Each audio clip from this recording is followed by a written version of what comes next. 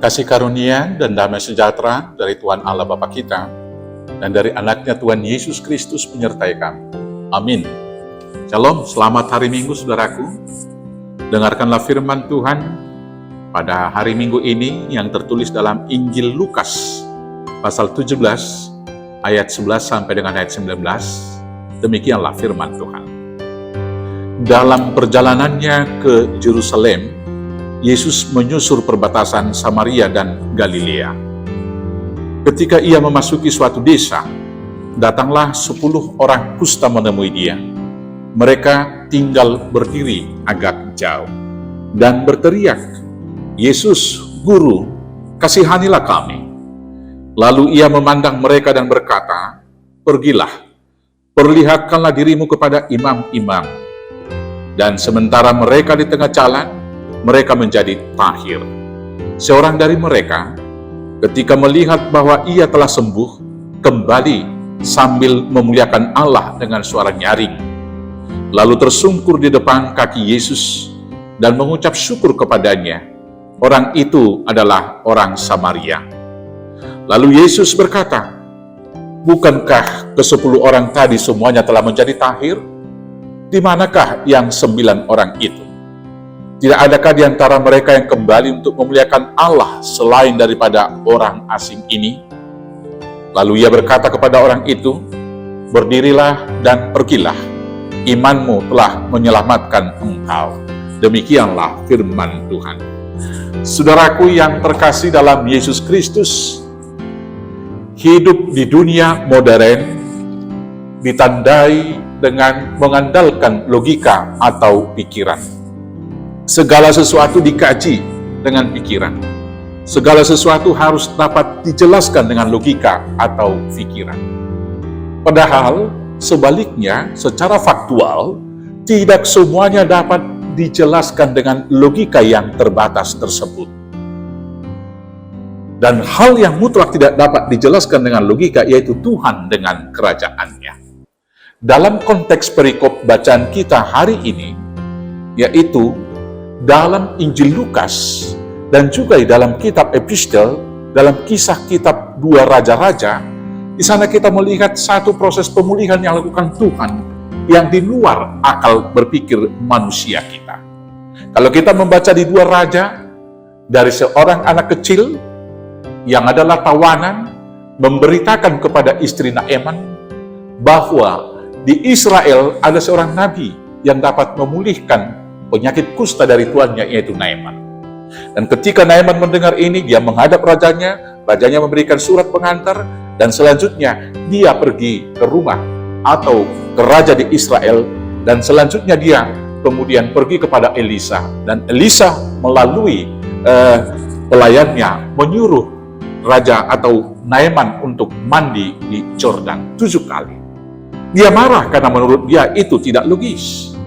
Tetapi kemudian para bawahannya mengatakan, seandainya lebih berat dari itu juga Tuhan akan melakukannya. Akhirnya dia menyelam 7 kali di Yordan dan sembuh. Demikian dalam perikop bacaan kita hari ini. 10 orang kusta meminta pemulihan dari Tuhan Yesus. Dan Tuhan Yesus menyuruh mereka memperlihatkan dirinya ke depan para imam. Sementara di tengah jalan, mereka sudah dipulihkan.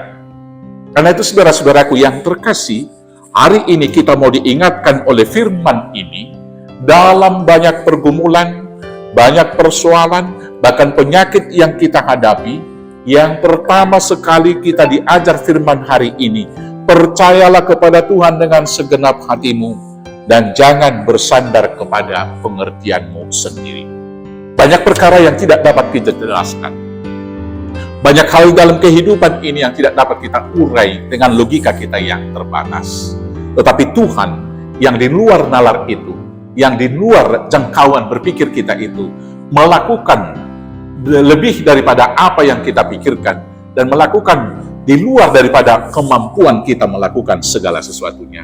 Maka seberat apapun persoalan yang kita hadapi, serahkan seluruhnya kepada Tuhan, agar Tuhan yang membuat segala sesuatunya baik dan indah pada waktunya. Yang kedua, sesungguhnya sangat banyak hal-hal yang baik yang Tuhan berikan kepada kita. Dalam perikop bacaan kita ini, 10 orang dipulihkan, Tetapi yang 9 orang melupakan kebaikan dan pemulihan yang diberikan oleh Tuhan Yesus. Hanya 1 orang yang kembali untuk datang bersujud menyembah Yesus dan memuliakan Dia dan mengucap syukur kepada Yesus. Dan di dalam perikop bacaan kita ini ditegaskan bahwa dia adalah orang Samaria, orang asing. Saudara-saudaraku yang terkasih, janganlah kiranya kita sebagai orang Kristen tidak tahu berterima kasih kepada Tuhan. Tetapi bahkan orang yang belum Kristen, yang belum mengenal Yesus, mau berterima kasih kepada Tuhan kita. Hidup kita saat ini adalah bersyukur atas berkat-berkat yang Tuhan berikan kepada kita. Kalaupun saudara-saudara kita menghadapi pergumulan sekarang ini di Tapanuli Utara karena gempa, kita menghadapi banyak persoalan di tengah negara Republik Indonesia ini, dan secara pribadi mungkin kita menghadapi banyak juga pergumulan-pergumulan pribadi. Tetapi sekali lagi firman Tuhan hari ini mengajak kita untuk menyerahkan persoalan itu kepada Tuhan dengan segenap hati, dengan percaya agar Tuhan membuat semuanya indah dan baik. Dan selanjutnya hari ini kita harus mengucap syukur kepada Tuhan. Tuhan Yesus memberkati. Amin. Kita bersatu dalam doa. Terima kasih Bapa atas seluruh berkat karunia Tuhan dalam hidup kami. Tuhan telah memulihkan kami dari keberdosaan, menjadi layak di hadapan Tuhan. Dan dalam hidup keseharian bila kami menghadapi banyak pergumulan, Tuhan kiranya yang memerdekakan kami, melepaskan kami, memulihkan kami.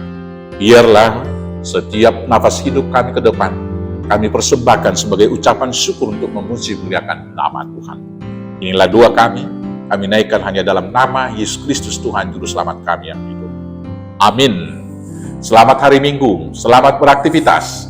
Tuhan Yesus memberkati. Oras, oras, oras.